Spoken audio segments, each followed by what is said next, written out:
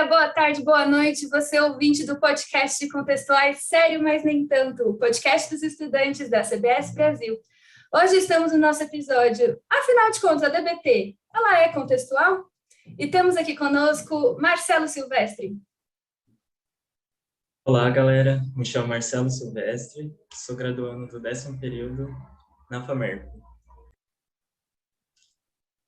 E Ana Tereza Stivel. Boa noite, gente. Meu nome é Ana. Ou boa tarde, bom dia, sempre me esqueço. Sou psicóloga clínica, principalmente com ênfase em comportamento alimentar. E temos aqui hoje conosco ninguém mais, ninguém menos do que Jean Luiz Leonardi, professor incrível da minha formação, sou até suspeita. Jean, um prazer te ter aqui com a gente. Por favor, se apresente para os nossos ouvintes. Prazer, obrigado pelo convite. Bom, eu sou o Jean, eu sou psicólogo clínico e eu trabalho fundamentalmente com prática baseada em evidências em psicologia, e nesse contexto a DBT acaba exercendo um papel bem importante com o perfil de paciente que eu trabalho, né, com pacientes diagnosticados com personalidade borderline, risco de suicídio, autolesão, regulação emocional. Então acho que a gente está aqui hoje para bater um papo sobre DBT, o que é. Vai ser uma conversa bem leve, né? Casos de boa, de boinha assim, ó, suavão. Você toparia essa conversa no bar, se não tivesse na pandemia? Possível. Você fala de DBT no bar, já que você está com seus amigos, ou você foge dela? Então, vocês sabem que eu tenho um sério defeito, né? Que eu não bebo. Então é difícil eu estar no bar. É mais fácil eu estar na pizzaria, na hamburgueria, alguma coisa assim. Então marcar um Mas rodízio. eu falo, sim, a gente sempre toma cuidado para nunca falar de paciente, né? Porque é uma questão de sigilo, essa preocupação, né? Mas quando é uma questão mais genérica, mais conceitual, assim, a gente costuma conversar. Tem amigos que não têm hora para trabalhar, né? Estão sempre querendo conversar, debater, pensar. Sempre tem essa pessoa, né? Você tá no rolê, na pizzaria, festa de família. Você é psicólogo, com o que você trabalha? Quem foi o caso mais difícil que você já atendeu? Aí você fica, ai, meu Deus, não. É isso aí. Inventei uma coisa, eu falo que eu faço arquitetura, porque ninguém fica perguntando nada para estudante de arquitetura. Então eu fujo dessas coisas. Sim. Não sou profissional na rua, porque Deus me livre, eu odeio gente quando eu tô na rua. Aí eu fico suave.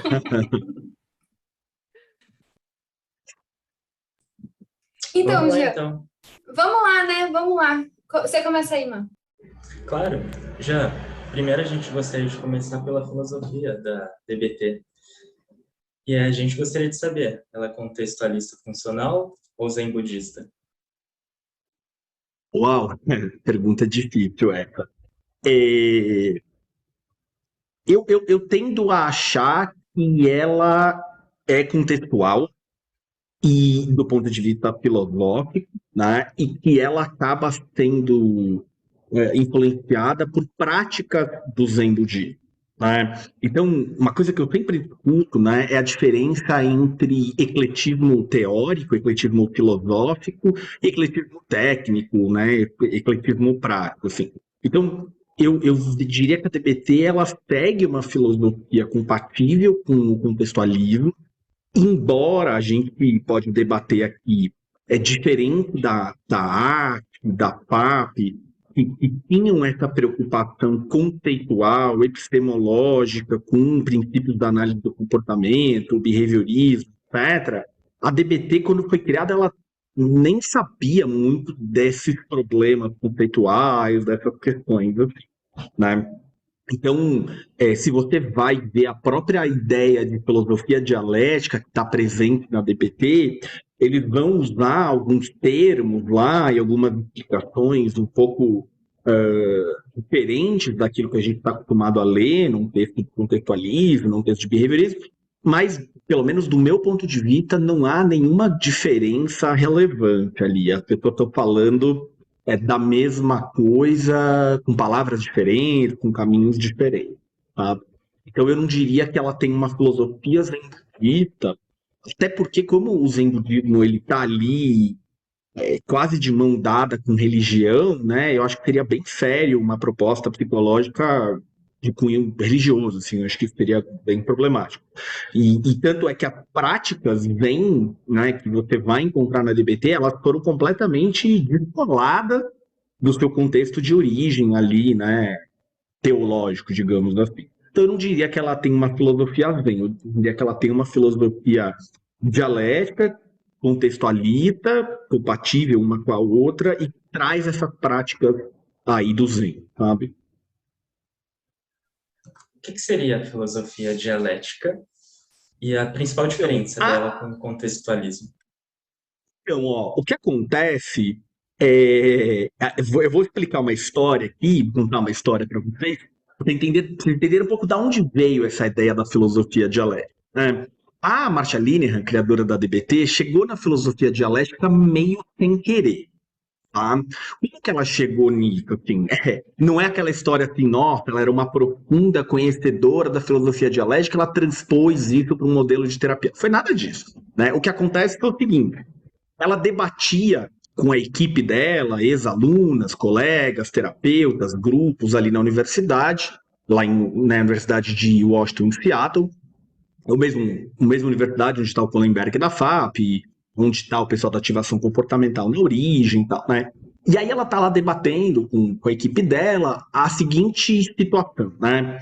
O paciente liga para ela, né, sei lá, 11 da noite, no sábado, dizendo assim, eu não aguento mais, eu vou me matar, né? E aí ela É estava o discutindo, sonho bom, de qualquer terapeuta, né? O que você quer no sábado à noite? Que seu paciente te liga falando que vai morrer. Ah, não, suave. eu Boa confesso que eu ligação. já acostumei. Mas, Meu Deus. né? Então, Aí ela tá o discutindo assim, bom, telefone mas é liga, aversivo já para você. O som do telefone já é não aversivo. é, viu?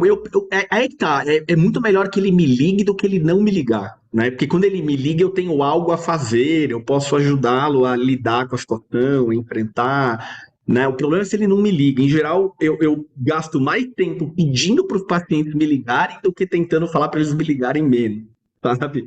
Porque aí que eu consigo fazer alguma coisa. Mas vamos lá, deixa eu falar da filosofia dialética. E ela estava discutindo assim, né? O paciente liga para ela 11 da noite, no sábado, dizendo assim: não aguento mais, eu vou me matar. E ela estava dizendo aqui, e o paciente estava comunicando duas coisas simultaneamente, né? Ele está comunicando que ele quer morrer, né?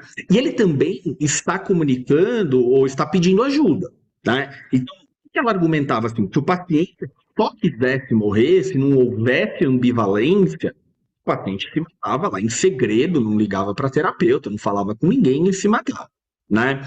E, por outro lado, não pode, a gente não pode cair no risco, naquele raciocínio ingênuo, raso, de que, então se ele não quer se matar e ele me ligou, ele só está querendo atenção. Também é um raciocínio equivocado, né? E aí, qual foi a conclusão que a Marcia vinha tendo com as alunas, as colegas ali dela, né? E bem, parece que o paciente ele tem duas verdades que são simultaneamente, ou seja, ele tem dois fatos, duas percepções que são verdadeiras, duas verdades que coexistem, mas que são antagônicas, né? Que são opostas entre si. Quero morrer, quero viver. Quero me matar, me ajude a sobreviver, né? E aí ela está discutindo isso, essa coisa de que não é nenhum nem outra verdade absoluta, que são duas verdades que coexistem. E aí a secretária dela ouve essa conversa, sei lá, se era tudo aberto, clínica escola, como é que é. Fala, Márcio, você estão discutindo aí é tipo filosofia dialética, né? O que acontece? Essa secretária dela era casada com um professor da universidade de filosofia marxista, né? E muita gente sabe, algumas pessoas não sabem, que antes do Marx trazer todo, né, o pensamento econômico, né, a questão do capital e tal, ele era um pensador dialético, influenciado por Hegel ali, né? Então, ela vai trazer essa informação para ela e ela vai dizer: o que é filosofia dialética? O que é esse treco aí? Né? E aí ela vai lá, estuda, né, a ideia da filosofia dialética, e no livro dela ela conta uma coisa assim: por um lado, fazia todo sentido. Por outro, eu precisava de uma marca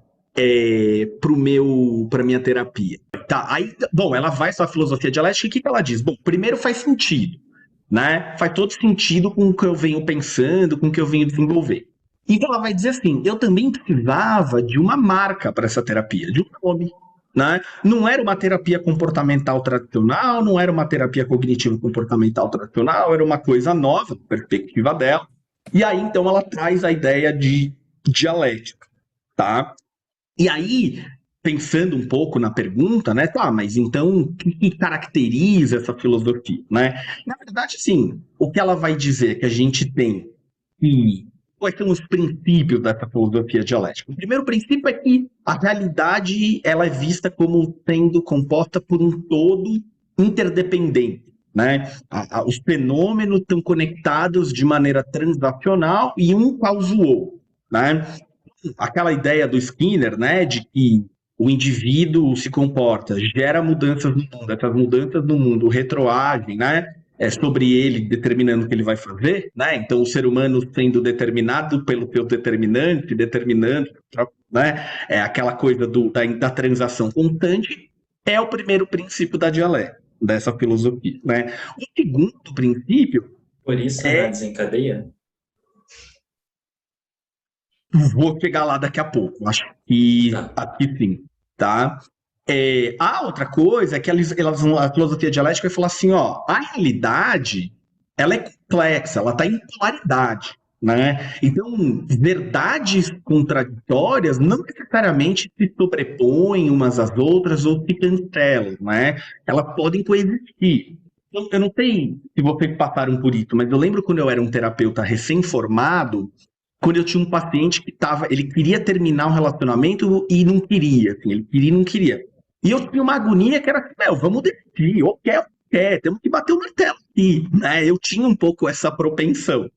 E eu comecei a demorar, e eu demorei um pouco para entender que assim, essas duas coisas são verdadeiras, né? Ele tem bons motivos para estar casado, ele tem bons motivos para querer estar solteiro, né? Então, quero estar casado e quero estar solteiro, podendo coexistir, ainda que sendo contraditório, né? Eu sempre digo que quem entendeu a ideia bem clara de variáveis de controle que o Skinner traz, né? Bem fácil de entender, né? O Skinner tem um exemplo lá no Ciência do Comportamento Humano que ele diz assim, se você tem um rato pressionando a barra e ganhando comida, e agora você passa por choque junto com a comida, né? O que você vai ter nesse rato, né? Ele pressiona a barra, vem choque e comida ao mesmo tempo, né? Ele vai dizer assim, ó, o comportamento que leva ao choque, né, também é um comportamento que leva ao reforçador positivo, comer, né? Então ele vai dizer assim, tanto comportamento de pressionar a barra, quanto qualquer outro comportamento que não pressionar a barra, vão ter a mesma probabilidade de ocorrer. É quase como se o rato, se ele falasse, ele dissesse assim, puta, eu quero e não quero pressionar a barra. Tá? Então, essa é o segundo princípio da filosofia dialética. E o terceiro, eles vão dizer assim, ó, a realidade ela é um processo contínuo, é um fluxo, né? E, putz, isso também é ultra compatível, né? Com a visão de comportamento como algo mutável, fluido, evanescente, como um processo. Então, assim, em resumo, o que eu vejo é que a filosofia dialética ela é uma maneira diferente de falar de coisas que já vinham sendo ditas, né, no behaviorismo e depois, posteriormente, no contextualismo. O que a gente sabe é que a Marsha Linehan, diferente do Kohlenberg, diferente do Steven Haynes, não teve na sua formação básica esse aprofundamento na filosofia behaviorista e nos princípios da análise do comportamento, como tiveram autores da ACT, da FAP, por exemplo. No podcast, no segundo episódio, ele foi sobre contextualismo funcional, né? E aí a gente conversou um pouco sobre qual que é a diferença de contextualismo para o behaviorismo e tal, e aí o Thiago Ferreira, que foi o nosso convidado, e ele disse muito sobre a ênfase, né? A ênfase da base filosófica. Parece que a maior diferença entre o contextualismo e o behaviorismo, apesar de eles serem basicamente a mesma coisa, está na ênfase de algumas questões da filosofia, né? Então, a gente vai focar mais na parte do contexto e não, sei lá, em X, Y ou Z, que também essa filosofia contempla, né? Parece que o que você está falando é um pouco isso, tipo, a gente tem princípios que conversam, né? E aí a gente parece que está focado mais na parte de interação entre pessoa e ambiente, como se fosse na interação, né? A dialética dessa ideia, desse processo acontecendo, do que de fato na premissa de que a pessoa é parte de um contexto, tal. Então, parece faces diferentes da mesma coisa, né? Me dá essa impressão enquanto você fala. Eu concordo com você. Tanto é que a Marcia Linehan tem eu chamo isso de pelo em ovo, assim. Ela tem um detalhezinho que ela diz assim, ela diz, eu acho que a gente nem deveria usar a palavra interação entre indivíduo e ambiente, porque quando a gente fala em interação, se supõe que tem um indivíduo aqui separado, um ambiente separado, e que então eles entram em interação. E aí ela fala, a gente deveria usar transação porque essas coisas estão se influenciando mutuamente o tempo todo. Acho que é pelo em ovo porque quem é do contextualismo sabe que quando usa interação quer dizer desse jeito da influência mútua constante, né? Mas ela faz eu não sei, tá? Que eu tô escutando. Talvez ela estivesse contrapondo com a visão interacionista de Piaget, não sei, né? Mas é super o jeito que ela propõe a transação é exatamente o que a gente vai ver como interação indivíduo-ambiente nas outras propostas aí. Bem legal, bem interessante. Fala, Aninha. Sem problema. E, Jean, conta pra gente, você foi como a Marcia, que você foi tateando o ambiente, foi chegando em algum lugar para você entrar dentro da DBT, ou você foi amor à primeira vista, já viu, já falou, meu Deus, eu preciso disso? Como é que foi o seu processo de entrar em contato com a DBT? Boa pergunta, né? Foi um processo curioso, assim, porque o que acontecia, né? A primeira vez que eu vi a palavra terapia comportamental dialética, essa expressão, essa palavra DBT, foi um texto de história da terapia comportamental, quando eu era aluno lá no Paradigma do curso de especialização, né? Que hoje é uma qualificação avançada, na minha época era uma especialização. Então, isso era, acho que 2007, 2008, alguma coisa assim. O que acontecia, né? No Paradigma, na BPMC, em todos os congressos e jornadas e eventos da psicologia comportamental no Brasil, ainda não existia, né? ICBS Brasil, ICBS lá fora, eu não sei que ano que ela foi fundada, mas 2007, 2008, e tinha ainda muito preconceito com a ACT, né? Muito preconceito com a proposta do Reis, PAP já era bem vista, né? Mas, enfim. O que acontece? Sempre aparecia isso, mas nas aulas, nos congressos, eu via gente falando de PAP, um pouquinho depois gente falando de ACT, e nunca ninguém falando de DBT. Né? DBT era simplesmente citado. Então, o artigo do Reis de 2004, né, que ele introduz a expressão 3 ondas da terapia comportamental, ele coloca lá a DBT como uma das terapias de terceira onda, né? O Marino Pérez Álvares, nos textos dele, vai fazer a mesma coisa. Então, alguém falava da DBT e só falava assim, mas aí aprofundava a PAB, aprofundava a AT, depois falava de RFT, mas a DBT só era citada, assim, ninguém dava aula disso. Ao mesmo tempo, talvez um pouquinho depois, aí quando eu estava na metade do meu mestrado, e foi um experimento com rato, nada a ver com nada disso que a gente está falando, tá? Eu comecei a estudar a literatura de psicologia baseada em evidências e o tratamento empiricamente sustentados, e frequentemente a DBT era citada como um exemplo, né, de um tratamento empiricamente sustentado. Eu falei, putz, tá gente falando disso lá no texto de história da terapia comportamental. Agora estão falando disso nesse negócio que eu estou estudando, né? Duas coisas que mais me interessavam já aparecendo esse negócio. Deixa eu descobrir o que é, né? E aí eu comprei, então, um livro da Kelly Corder, que foi publicado em 2012, tinha acabado de sair quando eu li, que chama Doing Dialectical Behavior Therapy, que recentemente foi traduzido para o português, como aplicando a terapia comportamental dialética. E aí o que aconteceu? Aconteceu uma coisa bizarra, tá? Eu comprei esse livro, fui para uma viagem na Bahia com alguns amigos.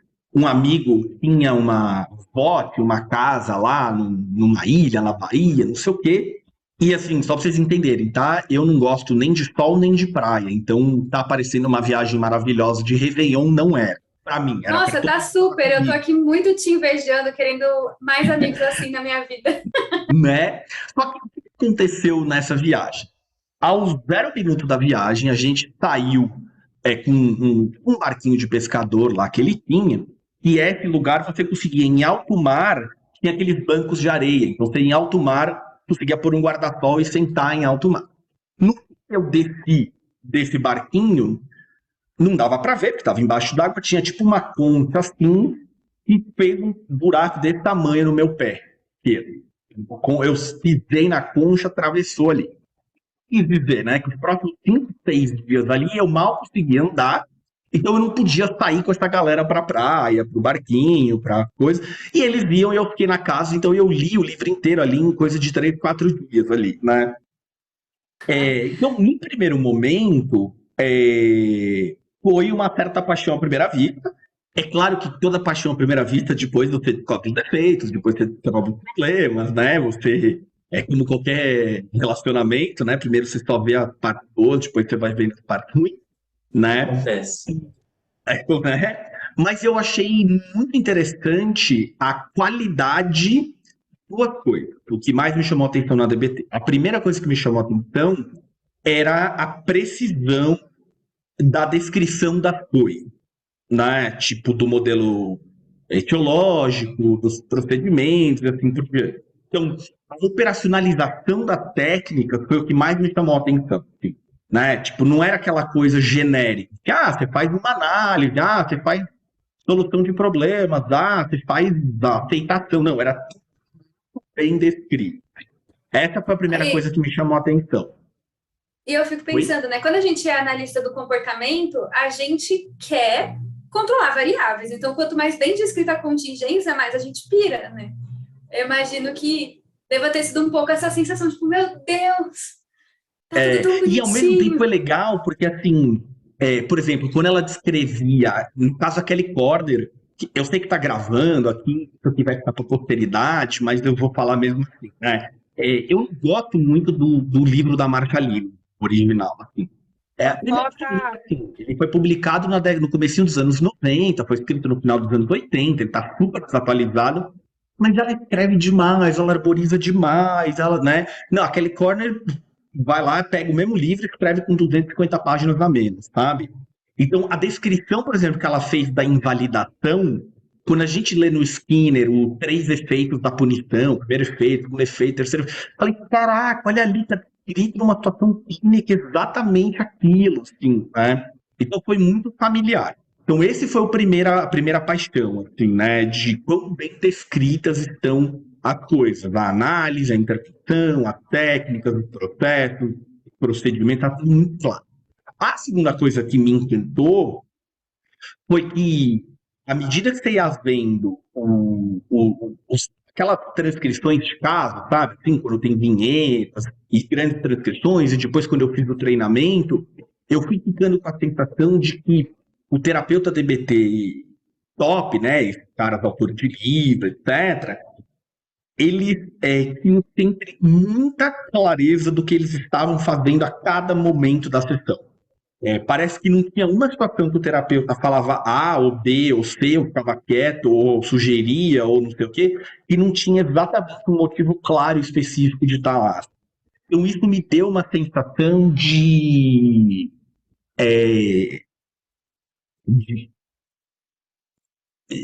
um trabalho mais responsável. E aí, assim, só para já que isso aqui é um papo contraído e não é uma aula, né? Acho que tem uma interessante contar um background aqui, um bastidor disso aqui, é que nesse momento da minha vida eu tinha quase abandonado o consultório. Nossa, porque eu sério? vinha atendendo.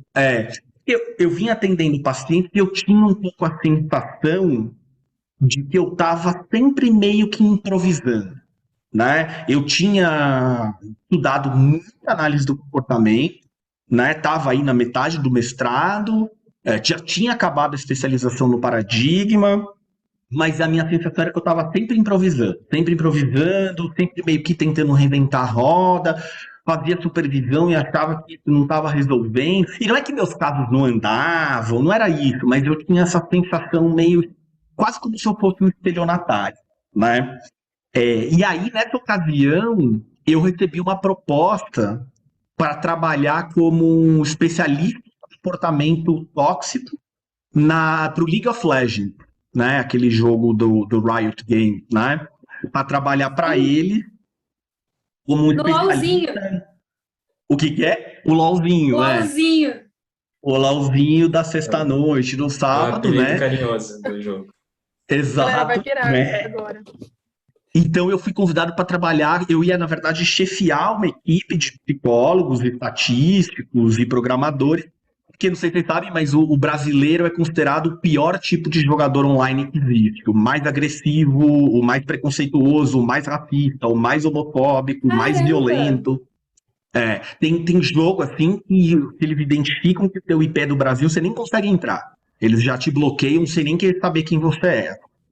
Uau! E aí, bom, eu Isso fiz dá um outro processo. podcast. A gente faz um podcast de gamificação, a gente conversa disso. Aí eu fiz um Lozeiros processo precisam de seletivo Lozeiros e eu não precisam de me terapia. Oi? O que é, Ana? Os lozeiros precisam de terapia urgente, galera. Vamos fornecer, fazer um grupo. Ah, e aí o que aconteceu, eu acabei não indo porque não nos acertamos com a proposta salarial. Né? Eu tinha um valor em mente, eles tinham outro valor em mente e tal. Só que aí quando eu decidi não ir pelo valor, eu falei, eu não posso continuar trabalhando do jeito que eu estou trabalhando. Porque ainda que meus pacientes gostassem, ainda que eles viessem, ainda que eles pagassem, eu ia dormir à noite como se eu fosse um político corrupto, tipo, fazendo uma coisa errada, enfim, e ficava sem conseguir dormir direito, sabe? E aí Eu eu acho tão caí. importante você contar isso, assim, porque eu acho que muita gente, quando começa a atender, ou até quando já tem um tempo razoável de prática, se sente assim. Né? Eu acho que é muito Perfeito. importante um exemplo, né, de uma pessoa bem-sucedida que encontrou sentido em algum lugar, porque às vezes a gente está muito acostumado a ficar onde a gente está. Né? Tipo, isso aqui não funciona para mim, então eu vou abandonar a psicologia de uma vez. Quando na verdade existem opções, né? Às vezes não vai ser Exato. DBT, nem a análise do comportamento, vai ser outra coisa. Né? Mas é importante essa busca. É que eu fui formado numa tradição de dizer assim, se você dominar a filosofia behaviorista radical, se você dominar todos os fundamentos teóricos, se você dominar os princípios, a literatura da pesquisa básica, você será um bom terapeuta, né? E, puxa, eu sabia citar de cor a nota de rodapé do texto obscuro do Skinner, e eu ia para o consultório e me achava péssimo, né? Achava que eu estava, sei lá, meio que falei isso agora, o que eu deveria fazer aqui, né? E aí, especialmente numa situação em que às vezes eu fazia 2, 3 supervisões na mesma semana do mesmo caso, e foi uma coisa completamente diferente. Assim. Eu comecei a sentir falta de uma certa homogeneidade e tal. E aí que essa terapia tem os processos descritos, né? Ou, desculpa, eu usei a palavra processos, mas eu quis usar procedimento. Né? As terapias que têm os procedimentos descritos, né? Então, sei lá, falando do exemplo da arte, né? Tem lá como você deve fazer defusão, né? Você tem um manual inteiro que ensina, ó, tem exercício de defusão assim, pode fazer assado, pode isso. Então, você vai para lá bem do como implementar uma coisa, né? E isso é o que a DBT me deu bastante, assim, né? Então, você sente que a DBT te ajuda com casos que não são só casos graves? Porque acho que existe uma correlação aí no mundo, né? Terapeuta DBT, terapeuta de border. E você acha que a DBT funciona, se é que a gente pode usar essa palavra, mas ela pode servir como uma terapia de casos um pouco mais tranquilos? Ou é mais tipo, não, quero trabalhar caso hard, essa aqui é minha vida, vou atender telefone de fim de semana. Como que é? Perfeito. Boa pergunta, Carol. Eu tenho, acho que, 2 respostas aqui para dar, tá? A primeira delas é assim, quem me conhece sabe que eu sou extremamente comprometido com a pesquisa clínica, né? Então, o que a gente tem de pesquisa clínica sólida, consistente, bem feita, com a quantidade de dados suficiente, DBT é para border, tá? E quando eu digo border, é border e as coisas ali que giram em torno, né? Às vezes coisas semelhantes ali, não necessariamente fechando o diagnóstico, etc. Estão falando Né? que vai entrar uma nova denominação, né? Em vez de ser border, vai ser transtorno de desregulação emocional. Eu vi isso em algum lugar, não Então, sei se... eu não sei se isso vai acontecer, porque era para ter acontecido no DSM-5, que é de 2013, né? Houve uma militância de psiquiatras, psicólogos, pacientes, porque o termo borderline, ele, na origem, né, o que ele era? Você tinha no Freud a neurose e a psicose, né? Era basicamente as duas categorias. E quase vários transtornos que a gente conhece hoje eram transtornos neuróticos, né? O borderline, nessa concepção psicanalítica, ele era quase psicótico, né? Por isso que era o borderline, era o limítrofe, ele estava um passinho ali de ser psicótico. Hoje a gente sabe que borderline e psicose não tem absolutamente nada a ver, né? Por isso que é um termo ruim.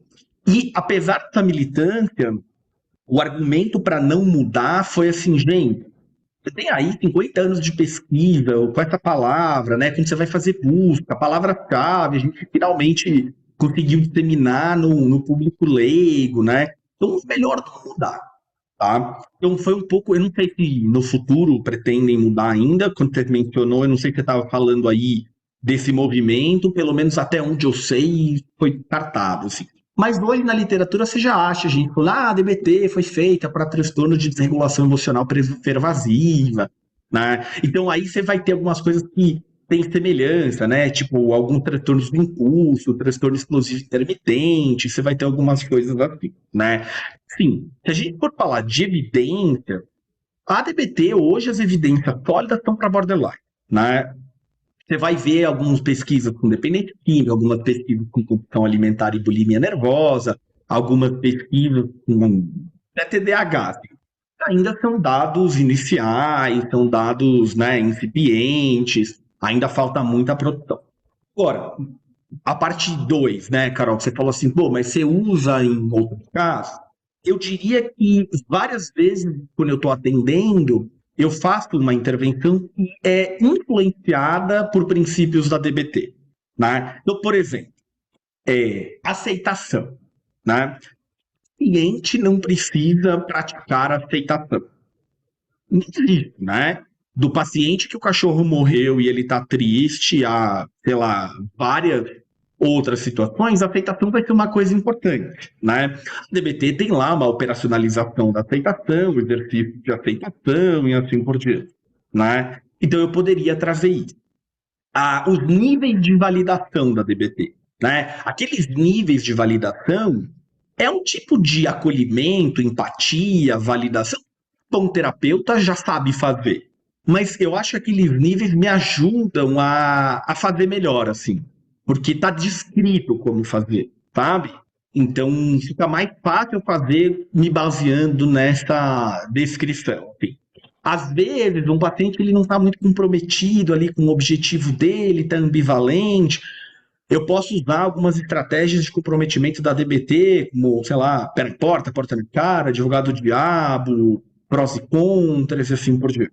Né? Então, eu diria que eu trago alguns elementos da DBT, alguns dos seus princípios, das suas técnicas, assim, em diversos casos. Porém, a gente vai ver que são princípios e técnicas, procedimentos, estratégias que diversas outras terapias também têm, né? Só que o PT está de uma determinada forma. Então, sei lá, quanto que coisas de relação terapêutica que a gente vê na DBT, vê em outras terapias, em algumas TCC, muito influenciado pelo escrito do Carl Roger sobre relação terapêutica, né? Então, às vezes, tem muita coisa em comum aí. Então, é um pouco assim. A gente vê que, por exemplo, algumas terapias contextuais são facilmente integráveis entre si. Por exemplo, o FAP e ACT. A DBT também entra nessa questão?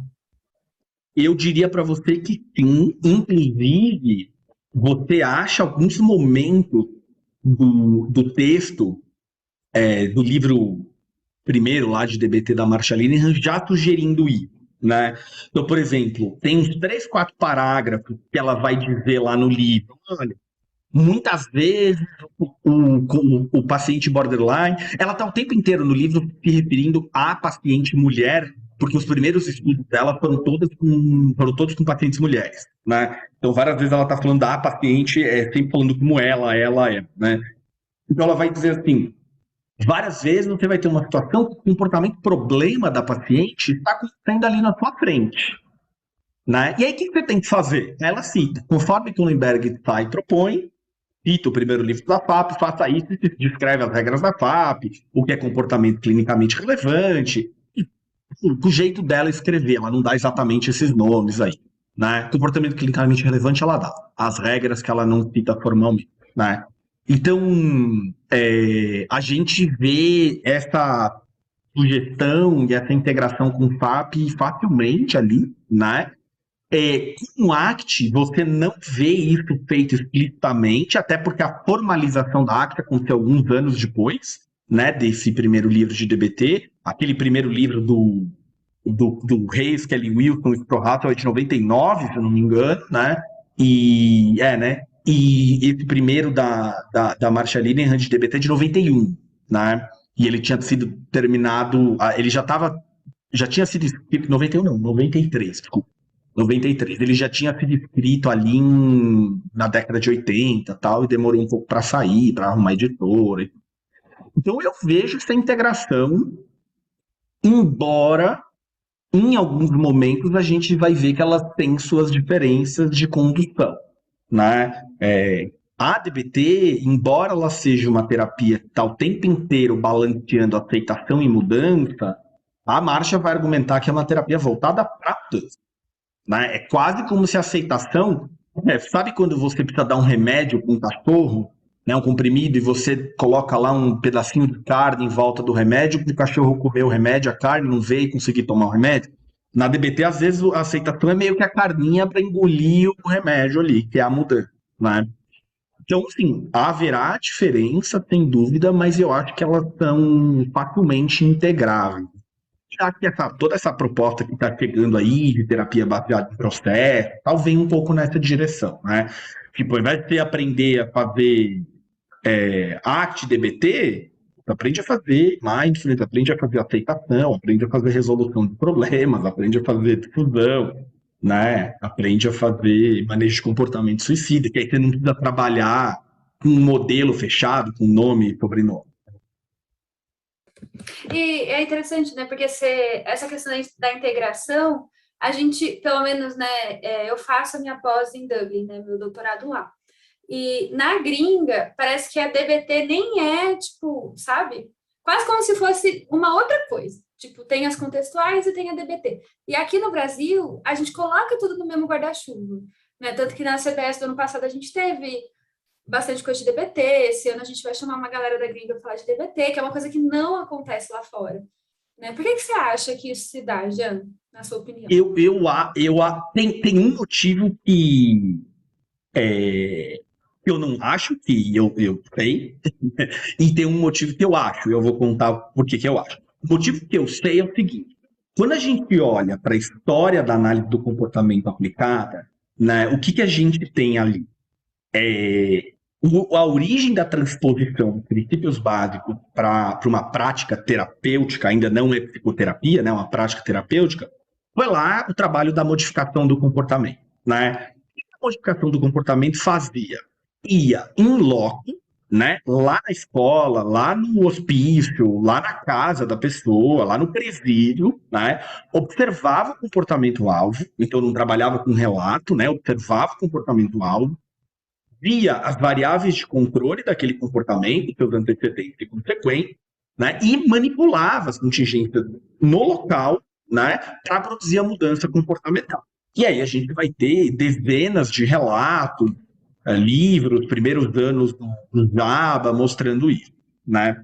Quando passa aí pela mistura de coisas comportamentais, com um modelo filosófico cognitivo, que vai dar origem a TCC e vai virar uma bagunça e tal, quando a ACT e a FAP vão surgir, né, além das questões pessoais lá do Kohlenberg e da Tsai, tentar entender mecanismos de transferência e contra-transferência sob uma ótica comportamental e usar a relação terapêutica para produzir mudança, e toda a história do Stephen Hayes, né, com o seu transtorno do pânico, que ele não conseguia melhorar de jeito nenhum, fazendo nada, e aí ele melhora testando algumas coisas, e aí ele vai dar início a toda uma linha de pesquisa que vai culminar na ACT, né?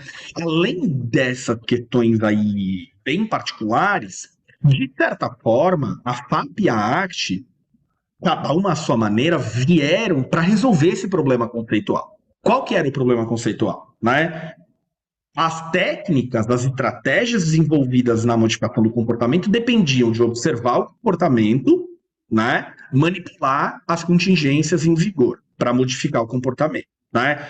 O relato era uma coisa inútil, assim, Beowulf e Riese foram, né, 68, você não pode olhar para o que o cara diz fazer, você tem que olhar para o que ele faz, né? De certa forma, a FAP e a ACT resolveram esse problema conceitual. A FAP, eu não preciso ir lá. Eu trago o comportamento problema na sessão, né? Eu evoco o comportamento problema e me usando como um estímulo reforçador, eu vou, né, aumentando, fortalecendo, reforçando o comportamento clinicamente relevante de melhora e diminuindo a frequência de comportamentos clinicamente relevantes de pior, né? Ou de relacionado ao problema, né? E aí, como que a ACT olha para isso? A ACT vai dizer assim, eu não preciso testar o comportamento em loco, porque a essência do sofrimento humano é verbal. Então, tudo bem eu fazer via verbal, porque é via verbal que eu vou resolver os problemas comportamentais de adultos, certo? Essa questão teórica, a DBT sequer sabia que ela existia, porque a Marcia não é de uma origem behaviorista, de uma origem analítico-comportamental. A Marcia quem era? A Marcia era uma pessoa que na sua adolescência era uma paciente borderline gravíssima e tinha tido inúmeras tentativas de suicídio, comportamento de autolesão, uma desregulação emocional severa, ficou mais de 2 anos internada no hospital psiquiátrico, fazendo eletroconvulsoterapia, fazendo psicanálise 3, 4 vezes por semana, sai de lá ruim ainda, por razões X, que eu não vou entrar no mérito aqui, consegue ir para a graduação em psicologia, faz mestrado, doutorado em psicologia social, sempre interessada em 2 temas, em comportamento suicida e em feminismo, tá? E aí o que vai acontecer? Ela vai para um pós-doutorado, 2 na verdade, aprender terapia comportamental. Vai aprender a terapia comportamental dos anos 70, que é aquele caos epistemológico, aquele caos teórico, aquele caos técnico, tudo, e é uma mistura. Basicamente, todo mundo trabalhava com uma terapia de curta duração, com objetivos claros, terapia comportamental, né? Era uma bagunça. Então, ela não tinha essa origem, essa preocupação dos problemas conceituais, esse berço da análise do comportamento. Tudo bem? Então, acho que esse motivo é o motivo histórico que eu disse, desculpa que eu fui arrogante, né? Eu sei desse fato aqui, dessas histórias diferentes. Agora, tem a parte do que eu acho, tá? A parte do que eu acho... O bafo. Todo podcast tem que ter um bafo, tem que ter um... Hora da fofoca, eu vou pegar o café, Hora da fofoca. vou me arrumar na cadeira. Então, a hora da fofoca, assim, até onde eu convivi e experienciei, o pessoal da DBT lá de fora, do Behavior Tech, a galera oficial, como que eu posso dizer isso? Eles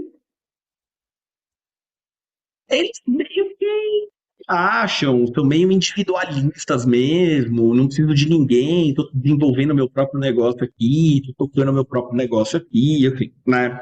E o que eu sei é que teve já muito bafão dentro da DBT, de grandes nomes da DBT, mas eu sei que tem bafão, mas eu não sei muito bem quais são, né? Por exemplo, um bafão que eu sei que teve é que logo, eu não sei em que ano que isso aconteceu, mas quando a DBT começou a ter o boom, a Marcia Linehan tentou registrar a DBT como uma propriedade intelectual, né? Tipo, marca registrada, tipo Coca-Cola, né? Então, tipo, se eu puder vir aqui ensinar DBT, eu teria que pagar de royalties para eles e tal. E isso não deu certo, assim, né? E isso criou um Ainda bem, climão né? de... Porque para disseminar, fica muito difícil disseminar com royalties, né? Tipo, eu vou dar uma aula do seu negócio, vou ter que te pagar para dar uma aula do negócio que você está desenvolvendo. Tipo, ou eu não posso e só eles podem, né? Então, isso que amarra a difusão, a disseminação do conhecimento científico. É complicadíssimo, né? Então, eu sei que tem eu sei que internamente eles têm vários desconfortos, assim, então tem pessoas que eram do Behavior Tech, de repente não são mais, e começam a criar um modelo meio alternativo, paralelo. Então, eu sei que também tem muita coisa assim, né? Por outro lado, já teve um congresso da SBS o internacional, eu não lembro muito bem que ano foi isso, foi 18, 17, que a Marsha Linehan foi uma daquelas convidadas principais do congresso, assim, né? A esposa do Stephen Hayes é uma terapeuta DBT, né? Eu lembro que eu fui para Nova York em 2016, no congresso de DBT, a Jaqueline Pitorella, ela estava lá, né? Ela era a única brasileira, além de mim e do Dan, que a gente veio junto para esse congresso, né? Então também tem pelo menos essa ponte pessoal aqui, né? Mas eu já por exemplo, uma vez eu estava num evento lá nesse congresso, me convidaram para ir num jantar fechado lá, tipo, meio com dó de mim, assim, pô, você veio do Brasil até aqui e vem pelo menos no nosso evento jantar de graça com a gente, né? E aí tinha uma pessoa que é mais de... Mas era um evento grande, assim, tinha 40 pessoas, era aqueles jantares em pé, que você vai pegando a comida, né? Era bom o jantar? E tal. E aí, um cara que eu conhecia já de outros carnavais, que é da América do Sul, não é brasileiro e tal, a gente estava debatendo alguma coisa, aí ele já tinha tomado uma cerveja, já estava meio alegre. E aí tem um procedimento na DBT que chama Mindfulness de Pensamento. E se você lê a descrição, é exatamente difusão cognitiva na arte, né? Tem esse nome diferente. E eu lembro que ele falou alguma coisa brincando assim, pelo amor de Deus, hein? Aqui dentro é mindfulness de pensamento. Não vai falar em difusão cognitiva que você vai ter isso. Olha o altar da Marsha ali te olhando. Então tem essas coisas, mas é assim, como eu não estou inside lá, né? É só um modelo que eu trabalho, não é a única coisa que eu trabalho, né? Eu trabalho com outras coisas também. Eu não sei tão bem assim, mas eu sei que tem esses bastões, assim, né? Eu sei que a galera da suicidologia, que não é DBT, que é uma galera que estuda comportamento suicida de maneira bem séria, sistemática, também tem uns desentendimentos com a Marsha Linehan e com toda a proposta. Então são coisas que eu não sei explicar muito bem, contar muito bem. Mas eu acho que na origem é porque a DBT não era uma terapia com essa preocupação conceitual. O que a Marsha queria era, eu acho que eu pulei uma parte da história. A parte da história que eu queria chegar era a seguinte, né? Quando a Marsha termina toda a sua formação, o que ela quer é o quê? Resolver o problema de mulheres com comportamento suicida e automutilação. Era esse o objetivo de vida dela lá no pós-doc dela, né? Ela vai fazer? Ela vai atender pacientes e vai se frustrar, vai dar super errado o que ela já sabia fazer, o que ela aprendeu, darará. Então, ela não tinha tanto essa questão da clinical behavior analysis, que é da onde vem o Reis, onde vem o Kohlenberg, de vamos se separar desse ecletismo que é a TCC, vamos fazer uma terapia que é genuinamente... Lá na década de 90 eles ainda chamavam de behaviorista, depois foram chamar de conceitualista e tal, né? Ela não estava no seio dessa discussão do problema conceitual. Por acaso, o modelo terapêutico é sempre compatível, né? Tanto é que o Reis coloca lá no artigo dele de 2004 das ondas ADBT como uma terapia de terceira onda. E é muita coisa, né? Acontecendo ao mesmo tempo, eu tô tentando organizar os meus pensamentos. Mas é curioso isso, porque conversando com o Luke Vandenberg, ele contou que no começo, quando a DBT chegou no Brasil, ela foi muito mais bem aceita pela galera da TCC do que pela galera da análise do comportamento, apesar, né, de, enfim, ter toda essa precisão e mais tarde de incorporar aí alguns pressupostos filosóficos do behaviorismo. E por que você acha que isso acontece? Assim? Você acha que ainda é assim hoje? Sério? Porque tem uma galera, né, da TCC que estuda arte, que estuda fábrica, que aplica isso, e a DBT também entra aí nesse miolo.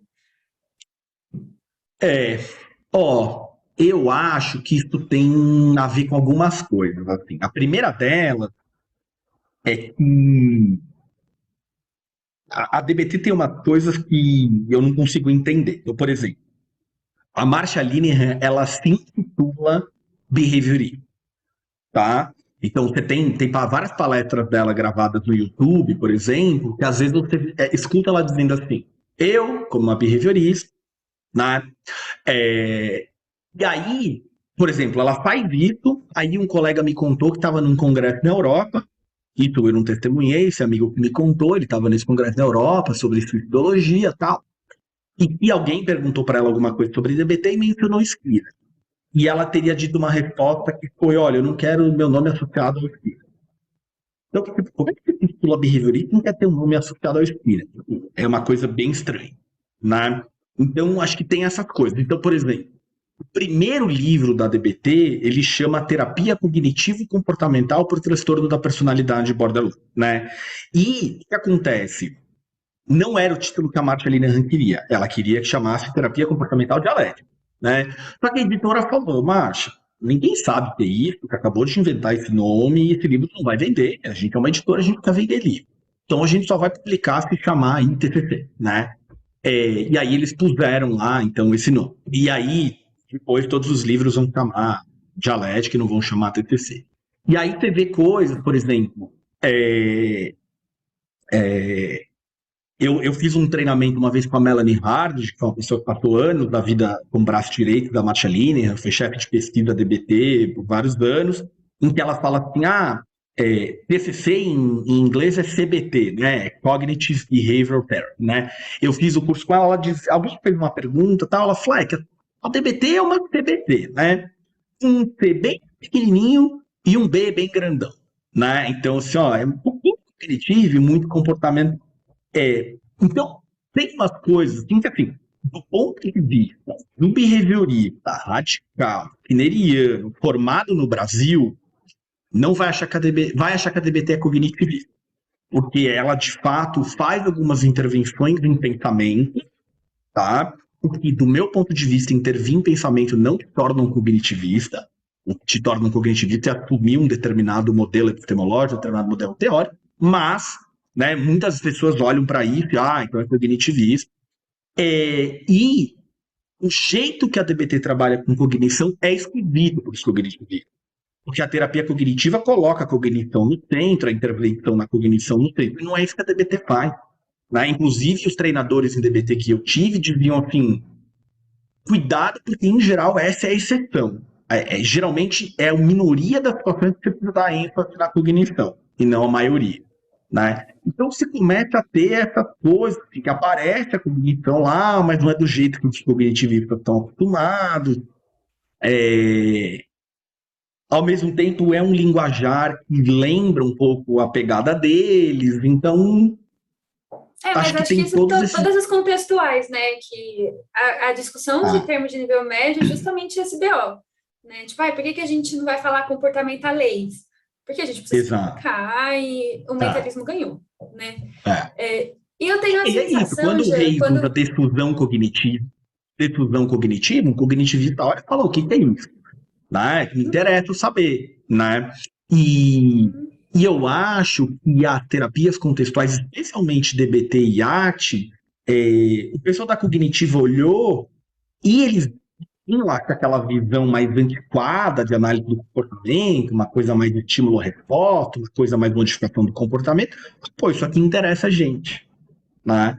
E, assim, chutômetro aqui, tá? A minha impressão é que os cognitivistas estão menos noiados com essa coisa assim, isso vai ferir a minha igreja da Santa Contingência e o meu senhor Skinner, né? Eles são mais abertos. Deixa eu ver o que estão fazendo aí, o que estão falando aí, né? É útil para mim. Às vezes a gente é muito assim, né? Eu não sei como que é no Brasil, mas pegando ali o miolinho de Perdizes em São Paulo... A gente, né, tipo, o pessoal da PUC super rígido, a gente vai conversar com eles, vindo do paradigma, a gente fica com medo, tipo, nossa, meu Deus, eu tenho que saber todas as notas da PEP, porque o pessoal é super behaviorista. E é admirável por um ponto, né? Tem a sua importância, o seu lugar, mas isso também limita a gente, né? E é E aí, assim, uma eu não coisa quero que... abrir uma coisa Não, que não traria é... não, eu quero dizer assim, não quero abrir um novo episódio aqui, né? Mas talvez a gente devesse perguntar o que é ser teoria, né? O que é ser cientista? Porque, assim, qualquer teoria científica, ela prevê a sua finitude, né? Toda teoria científica prevê suas reformulações, né? Uma teoria científica vai melhorando e refinando, né? Então, a psicologia ela tem uma doença que é a seguinte, né? Quando você tem na medicina, na fisioterapia, na odontologia, o dado mostra ou sugere uma alteração na teoria, isso altera a teoria, porque o dado está mostrando outra coisa, né? E você vai refinando a teoria, né? Na psicologia não pode, parece. A teoria é um cálice sagrado, assim, né? Então, quando o Reis, eu lembro, né? O meu primeiro congresso da BPMC foi em 2006, né? E a palestra de abertura, conferência magna, 800 pessoas na sala, foi uma palestra do Rei. E no quarto slide ele fala assim, ó, no meu ponto de vista, a proposta do comportamento verbal do Skinner é ruim. Eu acho que é uma proposta teórica que não leva a lugar nenhum, que não é pragmática, não é útil, eu queria propor uma coisa. 20 pessoas levantaram e foram embora. Pararam de ouvir o que o cara tinha para dizer. É a Né? segunda vez que esse episódio é citado em 4 episódios gravados no nosso podcast. Isso marcou a comunidade, que a galera levantou e saiu. Essa skinneriana aí é complicada. E assim, se o Reis estava errado ao dizer isso, ótimo, que a gente rebata isso com argumentos teóricos, científicos, filosóficos. Não é, você tá falando mal do Skinner, então eu não vou te ouvir. Você tá falando mal da minha mãe, né? Parece coisa de bola. Eu falo, xingou minha mãe, assim, eu não quero mais ser seu aqui. Gente, pelo amor de Deus, né? A gente tá falando de teoria científica. Vira quase uma religião e não uma ciência, né? Perfeito. Né? Se a gente não pudesse evoluir na teoria, a gente teria vacina para Covid, a gente estaria seguindo a teoria de Hipócrates lá anticristo e não teria avançado no conhecimento que permite a gente ter maravilhas hoje, né? E aí que a gente não pode perder de vista, não sei se eu estou desviando demais, né, da nossa conversa, mas Tá de boa, tá legal. eu acho que a gente não pode perder de vista que o Skinner, ou o Reis, ou a Marchaline, ou quem você quiser citar, é um ser humano. Um ser humano, a contribuição que essa pessoa traz, ela é limitada. Né? O Reis trouxe, o Skinner trouxe uma contribuição gigante e se monta em cima dele. E aí, sei lá, o Reis traz uma contribuição gigante, que daqui a pouco alguém monta em cima dele. E você vai progredindo. Como foi, sei lá, Copérnico, Newton, Einstein, sei lá, entendeu?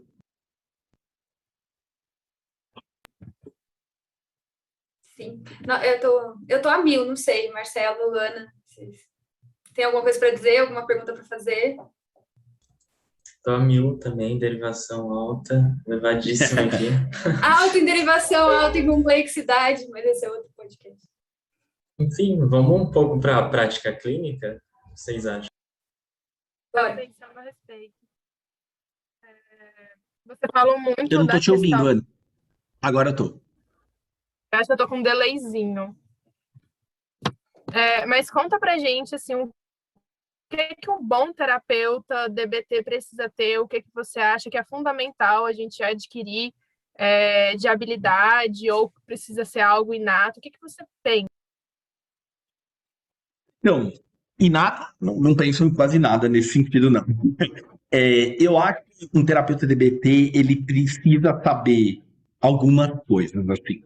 A primeira delas é ter muita clareza da estruturação da DBT. O que eu estou chamando de estruturação? Né? DBT tem 5 grandes objetivos para o paciente, tá? Aumentar a motivação dele em produzir mudança, em se engajar no tratamento, desenvolver repertórios comportamentais, né? Desenvolver competência, porque a DBT parte do pressuposto de que a essência dos problemas dos pacientes é déficit de repertório, né? Garantir generalização desses repertórios, produzir mudanças no ambiente cotidiano do paciente, né? Não tem como uma pessoa ficar bem se ela está presa num relacionamento abusivo, né? Então, parte da intervenção exige essa mudança nesse ambiente cotidiano da pessoa.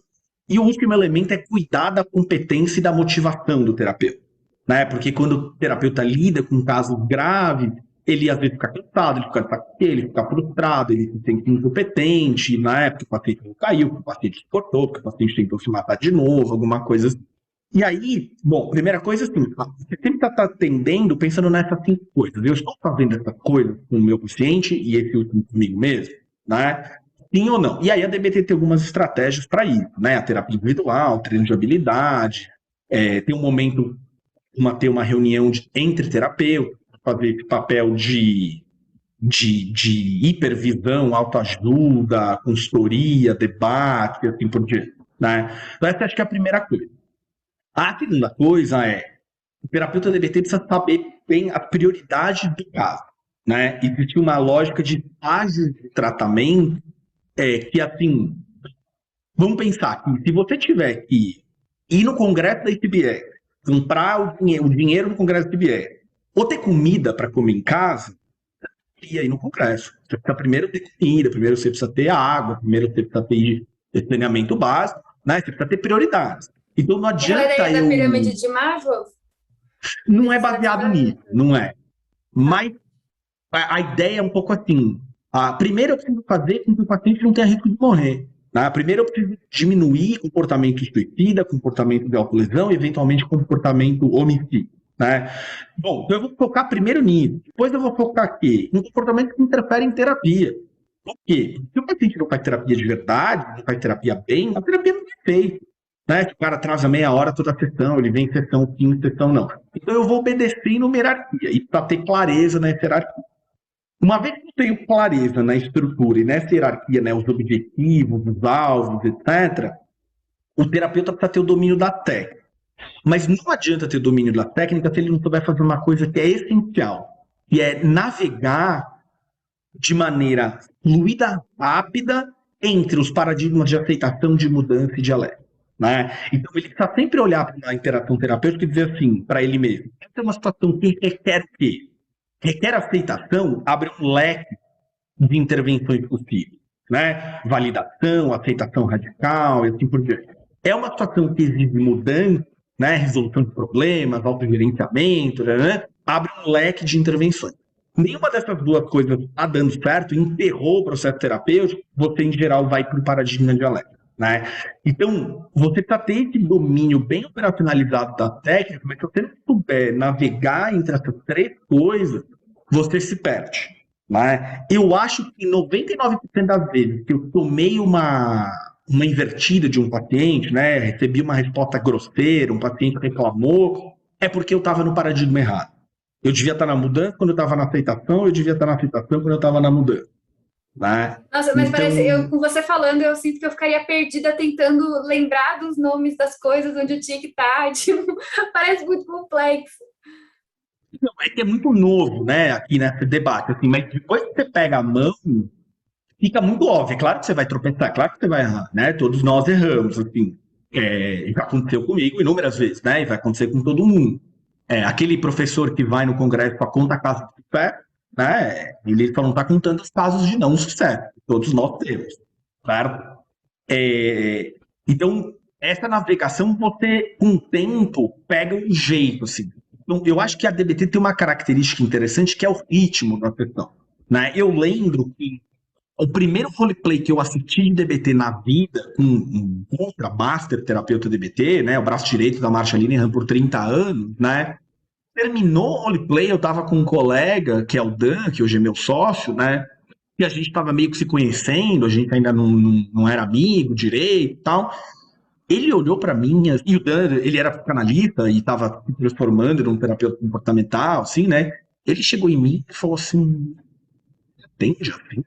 Né? Eu falei, não atendo, assim, né? Ele falou, cara, se eu atender assim, a minha sessão de 5 minutos eu não tenho mais o que fazer, né? Porque é um ritmo muito específico, assim. Então, uma sessão DBT não é aquela Parece sessão que você intenso. vai lá, não é aquela sessão que você vai lá e fala assim, e aí, sobre o que você quer falar hoje? Aí o paciente fala 20 minutos e daí você faz um comentário em cima, né? É uma sessão muito dinâmica, muito troca, tem interrupção, tem... Né? Então tem várias coisas que você faz em DBT que em outra perspectiva talvez eu falasse assim, isso é um erro do terapeuta. O terapeuta não pode fazer isso. Depende da perspectiva. né? Depende da função, né? E são casos muito específicos, né? São casos Exato. de extrema vulnerabilidade, que você precisa desenvolver coisas que são muito, muito básicas, né? É. Então são sessões que exigem você estar ali bem atento ali, né? Bem em cima. Por outro lado, é o tipo de sessão que você nem vê a hora passar, sabe? Você vê, opa, vamos amarrando aqui, porque já tá falando, assim, porque você tá numa coisa ali muito dinâmica, muito interativa, sabe? E fala, Má. Eu ia perguntar sobre os módulos. Se eu estiver errado nesse nome, corrija. Temos os módulos de terapia individual, grupo de habilidades, atendimento ao telefone. Isso. O paciente ele pode participar de apenas um, ou o recomendado, e para fazer DBT necessariamente tem que ser psicoterapia e grupo. Não, o que acontece é assim, ó, existe o que é chamado de DBT padrão, né, o DBT standard, no original em inglês, que é o quê? Terapia individual, treino de habilidades em grupo, essa consultoria por telefone, que no inglês chama coaching telefônico, mas eu evito falar a palavra coaching para não confundir com life coaching, health coaching, essa coisa de coaching aí do Coach quântico. a fuleiragem aí, né? Não tem muito profissional sério, mas a gente vê muita fuleiragem, né? Tá certo, tá E certo. a reunião de equipe, né? Então, o que acontece? Terapia individual é lá aqueles 50 minutos, uma vez por semana, e tem essas características um pouco diferentes, né? Então, o paciente está registrando o comportamento todo dia, vai começar a sessão te mostrando isso, tem uma estrutura a sessão, que é flexível, não é amarrada, mas tem uma estrutura. O treino de habilidades, no original, ele é em grupo, com 2 horas e meia de duração, tá? Mas ele é altamente flexível. Eu já fiz e já fiz pacientes fazendo individual, não precisa formar grupo, um que é de noite, um que é de manhã, um que é de tarde. Então, vários pacientes meus já, um colega fazia o treino individual de 50 minutos, né?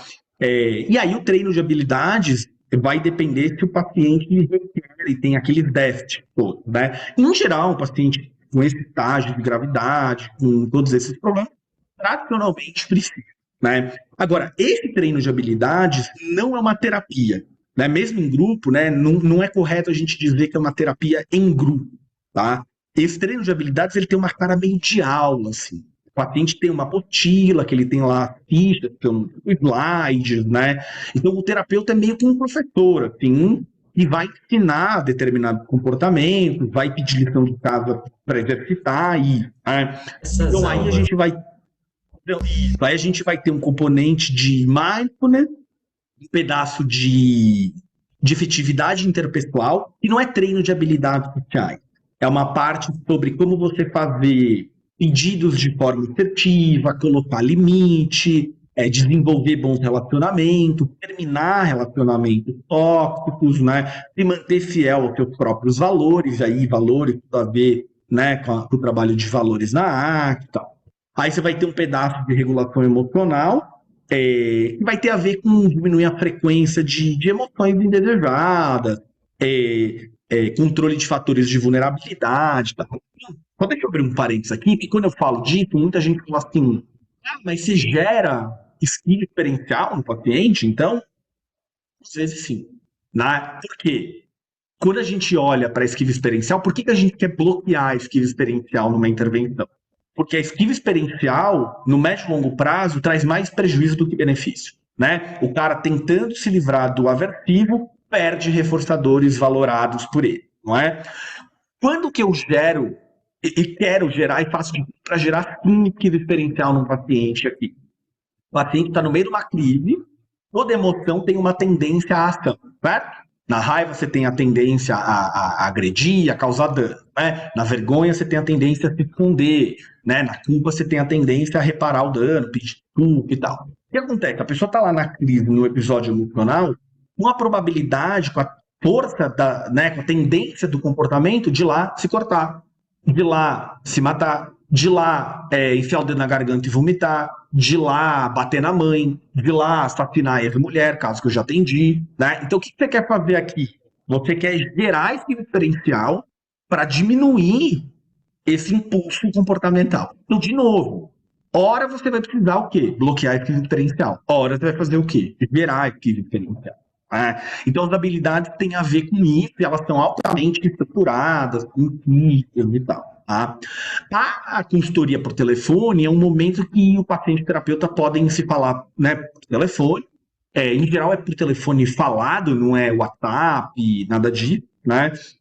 E aí você pode usar tanto para situações de crise, quanto para implementar habilidades que foram treinadas lá numa situação nova, numa situação difícil, eventualmente, sei lá, para fortalecer algum ganho terapêutico, assim por diante, tá? E aí a consultoria Oi, que é um formato de plantão, né? Quase como se fosse um plantão médico, tipo, não sei se então, essa seria uma boa comparação, mas acho que eu lembro de você falando em uma das aulas que na gringa é outro terapeuta, não é o terapeuta da pessoa, é uma outra pessoa que está lá só para atender o telefone numa situação de crise, não era uma coisa assim? não é bem isso, Carol. Talvez ou eu tenha falado alguma coisa errada lá, ou você pode estar Ou eu tenho entendido lembrando. errado também, porque faz tempo. Tá. Então, na verdade, o que acontece é o seguinte: o responsável pela consultoria por telefone é o terapeuta individual. Então, imagina a seguinte situação: você, Carol, é a terapeuta, é minha terapeuta, tá? Eu sou um paciente suicida, border, tá? Você é a minha terapeuta. O Marcelo e a Ana são meus treinadores de habilidades. Em geral, no treino em grupo tem duas pessoas. O que acontece? Qualquer manejo de crise, se eu tento acionar o Marcelo, se eu tento acionar a Ana, eles devem me direcionar o paciente para entrar em contato com a Carol. Porque a Carol é a minha terapeuta, ela é a responsável pelo caso, tá? O que pode acontecer nessa situação que você está falando, Carol? O que acontece é assim, talvez quem está vendo a gente aqui pense assim, caramba, mas é impossível isso para mim, porque eu não tenho como atender os 30 pacientes que atendo, os pacientes ainda ficam me ligando, né? Eu tenho que estar disponível 3 da manhã? Não tem que estar, né? Todo terapeuta tem os seus limites, né? Você vai analisar seus limites e vai combinar com os pacientes como que funciona. Né? Então, eu vou dizer, por exemplo, eu trabalho com ligação. Eu não atendo ligação, por exemplo, no meio de outro atendimento. Né? Então, se eu estou lá atendendo 5 pacientes seguidos, eu vou demorar horas para conseguir retornar para aquele paciente. Ele já é informado que pode acontecer. Né? Eu também informo meu paciente, por exemplo, e eu, à noite, atendo o telefone até a hora que eu estou acordado. Isso significa que se eu fui dormir 10 da noite, eu estava disponível até 10 da noite. E hoje, que eu tenho um filho pequeno, eu durmo cedo com frequência. Né? Se eu estou acordado 3 da manhã, eu estou disponível 3 da manhã. Né? Agora, vamos imaginar o seguinte. Mais cedo eu falei para você que eu não bebo, tá? Imagina que eu bebesse, tá? Sábado, 3 da manhã, eu tô na casa de uns amigos, já tomei 9 cervejas, estou completamente incompetente para trabalhar, para manejar uma crise. O paciente me liga, eu não vou atender. Né? Então, assim, o maior erro que um profissional pode dizer para o paciente é: estou 24 horas disponível, pode me ligar. Você não está 24 horas disponível, o paciente precisa saber disso, e ele precisa ter o plano B, o plano C, o plano D. E aí que eventualmente pode entrar um outro colega, ou uma outra Ou fazer aqueles rede. planinhos de segurança, né? Exato. Perfeito. Tá? E aí, respondendo um pouco a pergunta lá do Marcelo, né? O último pedaço é do paciente, né? Por telefone, terapia individual, treino de habilidade. Em geral, terapeutas DBT, eles fazem o que é chamado de reunião de consultoria. Né? A reunião de consultoria, o que ela é? Ela é um momento de 2 horas, em geral, numa semana, que terapeutas DBT se reúnem voluntariamente, presencial, online, tanto faz, para fazer basicamente 2 coisas. Né? Cuidar do terapeuta, né? Avaliar a sua competência, avaliar a sua motivação, acolher a sua frustração, né? E muitas vezes tomar decisões em conjunto. Né? Então, imagina que eu estou numa situação crítica aqui.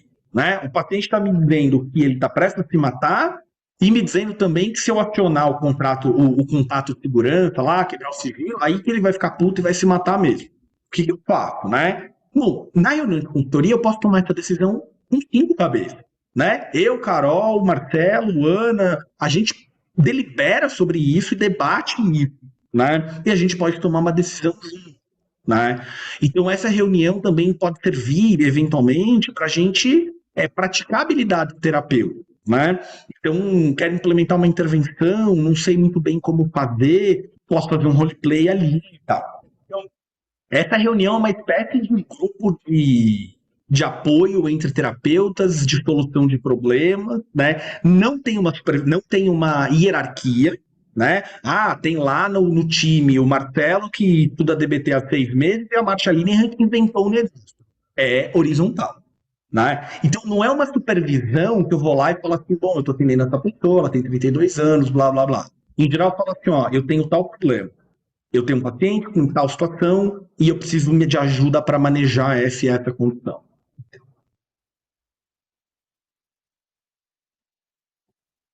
É verdade que rola um altarzinho da marcha nesse dia, que rola tipo, ai, marcha ali, nós estamos todos aqui, não sei o quê, ou isso são só as más línguas que dizem? Assim, um altarzinho, não entendi. Tem uma, como que eu posso dizer? Uma brincadeira que as pessoas fazem, tipo, ai, a marcha é tão maravilhosa, tipo, queria ter um altar dela, ou queria brincar, nossa, a marcha é linda. Aí você pega o livro, aí você coloca, tipo, o livro roxo da FT, ou o Liberated Minds do Reis, que ele sempre tem no fundo, assim, tipo, rola isso? Meio tipo, Olha, querida, comigo maravilhosa. nunca rolou, eu não sei se rola, mas infelizmente a nossa área tem essa idolatria, né? Tipo, a DBT vira marcha-linha, até parece. Quanta gente desenvolveu isso com ela, né? A arte vira o Steven Reis, até parece. Quanta gente desenvolveu isso, né? Então, o próprio Skinner, né? Enfim, quem descobriu o reforço nem Aham. foi o Skinner, foi o Thorndike, né? Então, quanto que a gente tem essa idolatria? Numa reunião de consultoria minha, e é isso.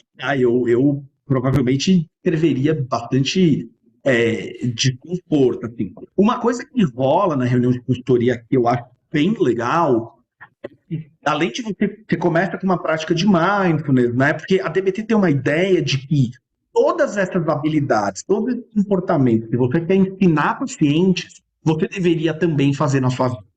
Né? Então, um terapeuta deveria praticar mindfulness, um terapeuta deveria usar estratégias de regulação emocional, um terapeuta deveria validar os seus amigos, cônjuges, familiares e assim por diante. Né?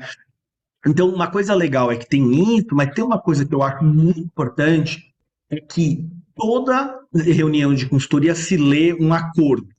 O que é esse acordo? São coisas que estão já prontas, se é do modelo DBT, e são coisas que nós, enquanto terapeuta, concordamos. Né? Então, um exemplo disso tem o acordo da falabilidade, que é o quê? Terapeutas erram, terapeutas falham, né? Então, por exemplo, eu posso lá falar, ó, eu quero invocar o acordo da falabilidade, dizer que eu escolhi o comportamento alvo errado do meu paciente na hora que eu fiz a análise. Na verdade, eu acabei não olhando o comportamento de hierarquia mais alto. Eu errei. E aí é um espaço que, assim, bem, todo mundo erra. Né? A gente precisa sair disso, de achar que é perfeito. E o acordo dialético, que é, ó, não tem dono da verdade. Né? Então, o que seria uma postura antidialética? Postura antidialética, assim, imagina que a gente está na reunião de consultoria discutindo um caso da Ana, tá? E aí, a Carol diz assim, eu acho que essa paciente precisa ser internada. E eu digo, não, eu não acho que essa paciente tem que ser internada. O que a gente tem aqui? Verdade do oposto, não é? Tudo bem? Internar, não internar. A Carol defende internação e eu não internação. Acho que era isso, não lembro mais, tá? Então, qual que é a ideia do acordo dialético? Bom, eu vou assumir que a minha verdade é melhor, é mais relevante, né? Então, a coisa menos dialética a se fazer seria, Carol, eu tenho mais experiência que você, eu fui teu professor, eu sei o que eu tô falando. Isso seria o absurdo do absurdo, entende? Inclusive, se isso acontece, tem uma pessoa que toca uma campainha para dizer, ó, você tá ferindo um acordo aqui, você tá fazendo um julgamento, vamos refazer essa fala. Entende? Parece que precisa de pessoas muito assertivas, né? Ou pessoas, pelo menos, tentando ser muito assertivas. E muito abertas. E muito abertas ao erro, a se expor, a mostrar os seus defeitos, as suas limitações, a abrir mão de ego. Não ficar amigo. Tipo, eu acho que, eu não sei, eu me imaginando num contexto desse, se a gente não ficar amigo nessa situação de extrema vulnerabilidade, Ah, sabe? Parece meio quase ah, uma consequência, assim. Não sei se é essa a sua perfeito. experiência. É essa a minha experiência.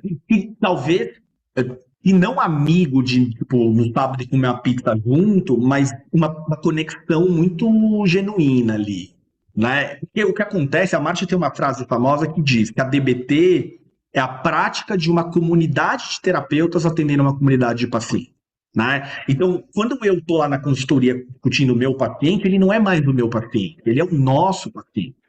Ele é o paciente da Carol, do Jean, do Marcelo e da Ana. Tanto é que existe uma regra que diz o seguinte: imagina que o caso da Ana interna, o cara se matou, certo? Daqui 6 meses, a Carol tá dando uma aula lá não sei aonde, e alguém pergunta para ela: o paciente seu já se matou? A resposta é sim, porque o paciente da Ana também era seu. Entende? Nós, enquanto grupo, estamos assumindo a responsabilidade daqueles pacientes que estão sendo discutidos lá. Tá? E, obviamente, o paciente é informado disso, né? Porque isso configuraria uma quebra de sigilo, né? Trazendo ali dados. Então, em geral, quando você explica na primeira sessão o funcionamento da DBT, você vai mencionar que existe esse momento. E eu Essa imagino que para cultura. casos graves seja muito importante, né? Desculpa, Mar, mas assim, eu já tive pacientes que tentaram suicídio, não trabalho com DBT, e eu imagino que ter pessoas que dividem essa experiência, que dividem não a culpa, né, mas a responsabilização, né? Porque eu acho que não é uma questão de culpa, não sei se essa palavra, acho que ela não entra, né? Mas acho que, poxa, parece que mais cabeças pensam melhor juntas e se der merda, Ah, você parece que tem mais certeza de que você fez tudo que podia. ah. Sim. E o Essa acolhimento, né? cultura Nem que que você é chega e fala bacana. assim, cara, eu errei. O paciente me ligou, ou, sei lá, nem errei, mas, ó, o paciente me ligou, eu não atendi, no dia seguinte eu fiquei sabendo que ele se matou. Tô me sentindo a pior pessoa do mundo, tô culpado, etc. Eu tenho um grupo de pessoas para debater isso comigo e que conhecem essa realidade, porque dividem esse tipo de trabalho, né? E vamos caminhar para o finalzinho? Alguém tem mais perguntas? Tá. Estão me ouvindo? Uhum. É, Jean, a gente queria que você deixasse uma indicação de conteúdo, livro, série, filme, alguma coisa que você gosta que quer passar para os nossos ouvintes. Dá uma dica aí para gente. Sobre E aí não DBT, precisa ser não. de DBT, né? Acho que não. Não, o que você achar interessante para gente. Qualquer conteúdo. Qualquer conteúdo. Então eu vou fazer uma coisa absolutamente nada a ver com DBT, tá? Eu vou deixar como sugestão Ação um oposta. filme. Hã? Ação oposta. É isso aí. Muito bem, Carol. Eu vou deixar aqui uma sugestão de um filme que está disponível no Disney Channel, para quem assina Disney Channel. É um filme que chama Soul. Escreve S-O-U-L, que é alma em inglês, né? Mas também tem um trocadilho que tem a ver com soul, estilo de música, né? Ali, primo do jazz. E eu acho que é um filme que traz uma reflexão importante para a gente trazer para a vida de cliente, né? Sobre uma felicidade, talvez revolucionária, estrondosa versus a felicidade do dia a dia. E acho que estou indicando esse filme menos pensando nos pacientes e mais pensando em terapeuta, né? Eu acho que terapeutas têm problema, muitas vezes, com ego, né? E eu acho que esse filme traz um pouco de pé no chão pra gente. Então, essa vai ser a minha sugestão. Estou no Disney Channel. Boa. Ai, eu amo esse Perfeito. filme. Perfeito. Já, se você pudesse deixar uma frase de DBT para as pessoas lembrarem antes da gente encerrar, que frasezinha seria essa? Tipo, guarde isto sobre a DBT no seu bolso. A DBT não é uma terapia para diminuir o risco de suicídio. A DBT é uma terapia para construir vidas dignas, vidas felizes, vidas com propósito. Então, deixar de querer se matar é só o primeiro passo. Maravilhoso. A gente super passou da proposta do tempo, mas eu não me incomodo, tá super legal. Acho que para quem está escutando também deve estar uma delícia. E eu queria dar aí a chance para o pessoal, né, fazer as considerações finais. Aninha? Nossa, é sempre um quentinho no coração estar aqui fazendo o podcast, tá? Conversando com profissionais que sempre nos lembram como é importante sermos humanos, ouvir, estar atento, estar presente.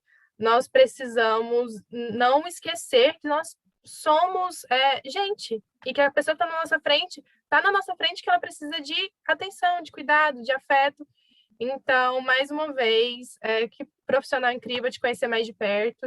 Já tinha ido em algumas Obrigado. workshops, palestras sua.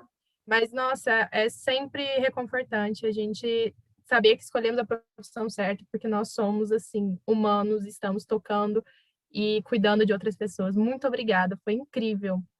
Tanta filosofia, conteúdo e essa humanidade presente. Obrigado pela palavra. Eu tô junto com a Aninha também. Agradeço o carinho pela presença e agradeço também que a sua recomendação foi pensando em nós, terapeutas. Então, tô junto com a Ana, na mesma fala. Legal. Eu não tenho nada a acrescentar, eu acho que meus colegas, amigos já falaram por mim. Jean, muito obrigada. Espero que a gente possa contar aí com a sua presença em outros episódios mais para frente. Claro, quando vocês quiserem. É sempre um prazer estar com vocês. Foi muito bom de ter aqui mesmo. Conversar com você é sempre aprender alguma coisa. Então, foi muito bom. Obrigada por isso. E para você, nosso ouvinte, uma boa noite, um bom restinho de dia para você. E a gente se vê no próximo episódio. Até lá!